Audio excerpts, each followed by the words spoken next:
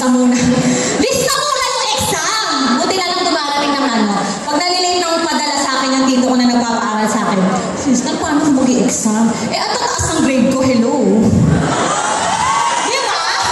Balik-balik ko lang yung political science, uno. Wow! Ilan lang kami nakakuha ng uno doon, masungit yung teacher. 4 lang kami nakakuha. Siyempre, proud na proud kami si sister. At siya ang dahilan kung